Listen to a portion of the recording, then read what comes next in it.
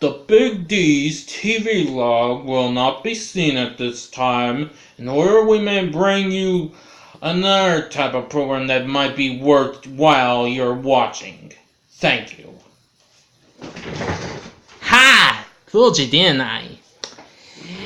Greetings, everyone. I'm the Big D of Big D's Entertainment Rankings and Reviews. Welcome to the first ever TV log. I guess you can tell by that preempt, I am going to be talking about the great Canadian kids show You Can't Do That on Television. The show that originally started out in Canada on the CGOH network in Ontario, which was created by Roger Price and Jeffrey Darby. Of course, those guys would also go on to bring us some other good shows, most notably the game show Double Dare, which recently returned last year, and that was one of my favorites. But anyway, in my TV logs, I'm going to be talking about all the great shows I grew up with and still sometimes enjoy. But anyway, back to the story. You Can't Do That on Television originally started out as an hour-long show, a live low-budget program, that is, which did pretty well. And then after that, the next year, it got a little bit of a half-hour spin-off called Whatever Turns You On. But unfortunately, that was short-lived, though. I've seen a little bit of it, but not all of it. Now, I've seen the live episodes of You Can't Do That on Television's first season. The same thing went for the second season. However, soon they edited down the episodes to 30 minutes so they would be seen in syndication, most notably on a certain kids network y'all might know that has green slime, okay? Yes, that's right. I'm sure you know what it is, but I'll try not to say it though, okay? Anyway, the show features a group of kids, whether it's pre-teens or teenagers, whatever. They'll bring us some zany, fun skits and humor and even pop culture references and what have you. And there'll be all sorts of skits. There's also the grown-up guy playing all the big man characters, and that being Les Lie, whom we've sadly lost about almost a decade ago, because he actually did make one more appearance when the show celebrated its 30th anniversary in 2009. Now, among some of the show's popular cast members included Christine McGlade, Lisa Ray, Vanessa Lindors, and Alistair Gillis, Doug Tulmy. There'll be lots of other kids as well, even a young Alanis Morissette, who, of course, long before she put out her mega-selling album, Jagged Little Pill, which I'm sure a lot of you 90s music fanatics remember very well. But anyway, soon, in 1981, that certain kids network kind of got interested in it and aired a handful of episodes that were edited down. And after a test run, they liked it. And so the following year, they actually brought the show over to American audiences. And You Can't Do It on Television became a ratings hit for that certain kids network. And of course, it's known for the green slime, of course, originally. If by any chance that any kid says, I don't know, zap.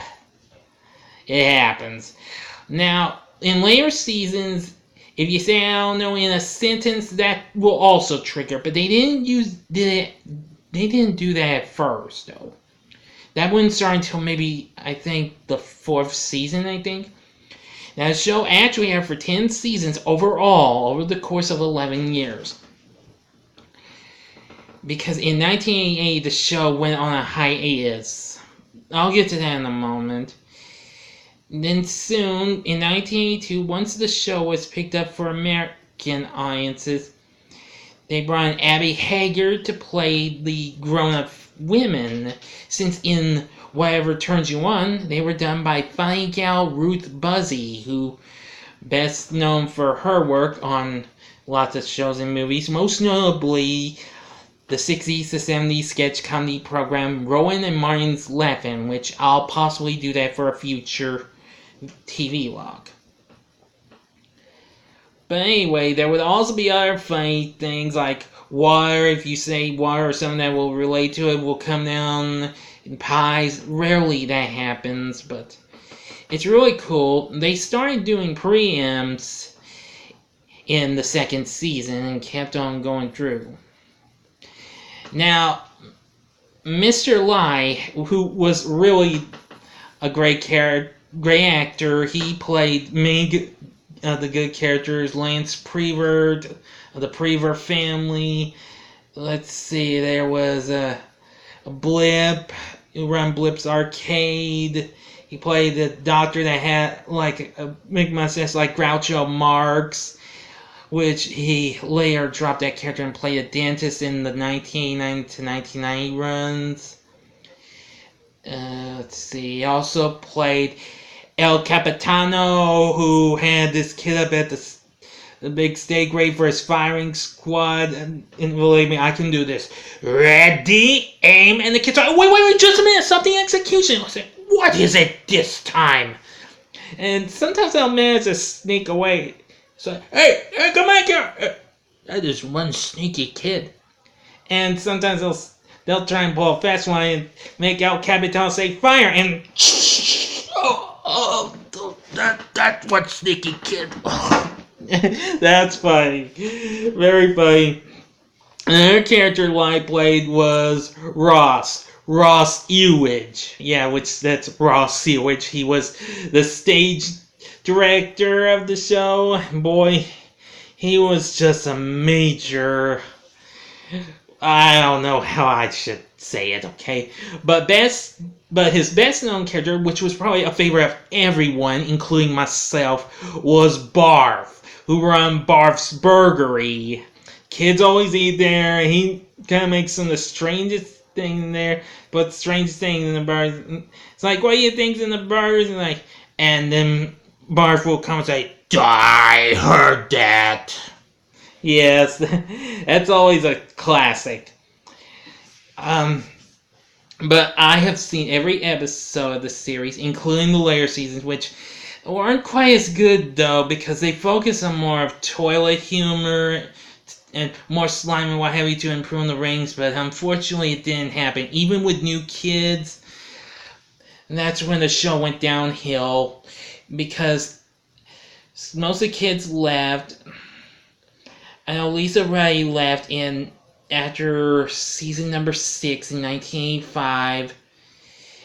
And then after that, the next season, Christine McGlade and Alistair Gillis followed.